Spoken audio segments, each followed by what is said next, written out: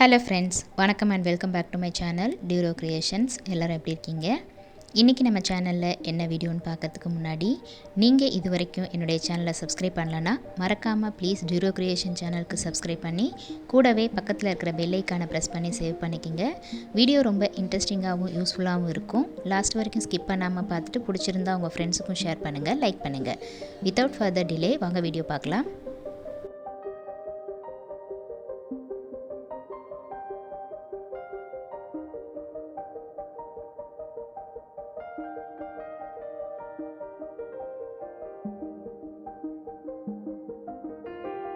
ஜென்ரலாக summer season start ஆகிட்டாலே அந்த இயருக்கு தேவையான ஒரு சில ஆக்டிவிட்டீஸ் நம்ம செய்ய ஆரம்பிச்சிருவோம். இன்றைக்கி வீடியோவில் 2 முக்கியமான டிப்ஸை தான் உங்கள் கூட ஷேர் பண்ணியிருக்கேன்.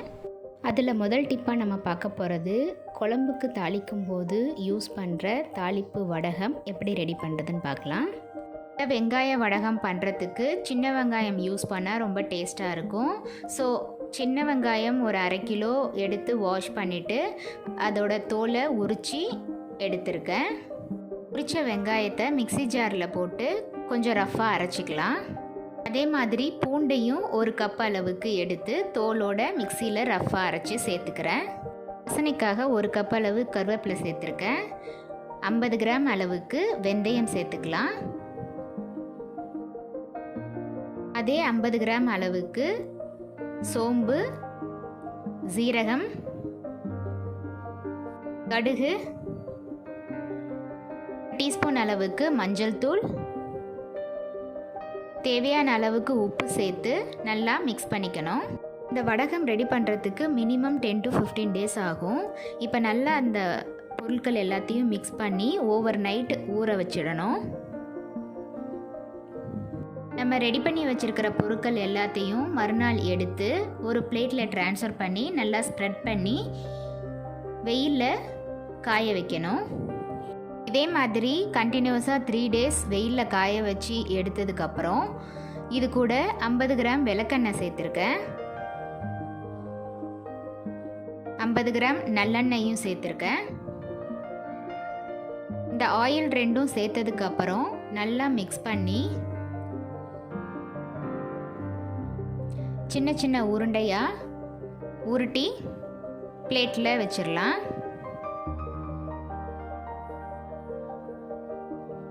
ரெடி பண்ணி வச்சுருக்க உருண்டைகளை 5 டேஸ் வெயிலில் காய வச்சு எடுத்து மறுபடியும் நல்லா டைட்டாக உருண்டை பிடிக்கணும். இந்த உருண்டைகளில் இருக்கிற ஈரப்பதம் ஃபுல்லாக ட்ரை ஆனதும் நம்ம ஒரு ஏர்டைட் கண்டெய்னரில் இதை ட்ரான்ஸ்ஃபர் பண்ணி எடுத்து வச்சுக்கலாம். இது 1 இயர் வரைக்கும் கெடாமல் இருக்கும். ஸோ நம்ம 1 இயர் வரைக்கும் ஸ்டோர் பண்ணி வச்சுக்கலாம். ரொம்பவே சிம்பிளான மெத்தடில் தாளிப்பு வடகம் ரெடி ஆயிடுச்சு. நம்ம பார்க்க போகிறது எண்ணெயில் பொறுத்தெரிக்கிற மாதிரியான அரிசி அண்ட் ஜவ்வரிசி வடகம் எப்படி ரெடி பண்ணுறதுன்னு பார்க்கலாம். இந்த வத்தல் அல்லது வடகம் பண்ணுறதுக்கு 1 கப் ஜவ்வரிசி, 3 கப் பச்சரிசி எடுத்து நல்லா வாஷ் பண்ணிவிட்டு ஜவ்வரிசியை 4 hours ஊற வச்சு மிக்சியில் எடுத்திருக்கேன். இந்த ஜவ்வரிசி கூட ஒரு 3 பச்சை மிளகாவை சேர்த்து மிக்சியில் நல்லா மையாக அரைச்சிக்கலாம். பச்சை ஜவ்வரிசி விழுத ஒரு பவுலில் ட்ரான்ஸ்ஃபர் பண்ணிக்கிறேன். இது கூட 1 டீஸ்பூன் அளவுக்கு சீரகம் சேர்த்துக்கலாம். 1 டீஸ்பூன் அளவுக்கு பெப்பர் பவுடர் சேர்த்துருக்கேன்.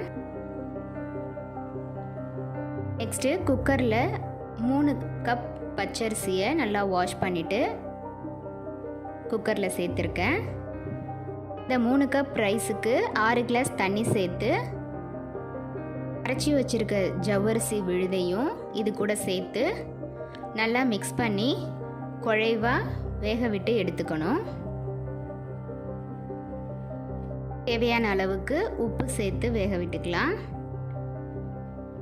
வேக விட்ட ரைஸை ஆறுனதும் மிக்ஸி ஜாரில் ட்ரான்ஸ்ஃபர் பண்ணி கொஞ்சம் நைஸாக அரைச்சி எடுத்துக்கலாம். இப்போது வடகம் போடுறதுக்கு தேவையான மாவு ரெடி ஆயிடுச்சு. இப்போ அரைச்ச மாவை ஒரு பவுலில் நம்ம ட்ரான்ஸ்ஃபர் பண்ணிக்கலாம். ரெடி பண்ணி வச்சுருக்கிற மாவை வெயிலில் அச்சுக்குழலில் ஊற்றி வத்தலாகவும் ரெடி பண்ணலாம். அப்படி இல்லைன்னா ஒரு ஒயிட் கிளாத்தை நல்லா வெயில் படுற மாதிரி ஸ்ப்ரெட் பண்ணி விட்டுட்டு அதில் கரண்டியால் கொஞ்சம் கொஞ்சமாக எடுத்து அப்பளம் சைஸுக்கு நம்ம மாவை ஸ்ப்ரெட் பண்ணி விட்டு காய வச்சுக்கலாம்.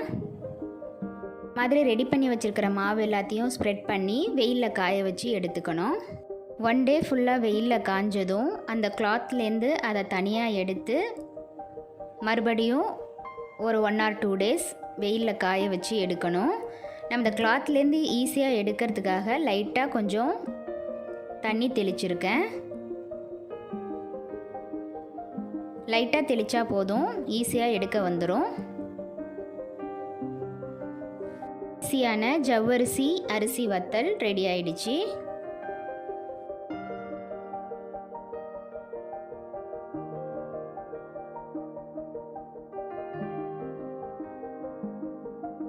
இன்னொரு ஈஸியான மெத்தடில் அரிசி வத்தல் செய்யலாம். அதாவது நம்ம சாதம் வடிச்சிட்டு மிஞ்சிருச்சு அப்படின்னா அந்த சாதத்தில் கூட நம்ம வத்தல் செய்யலாம்.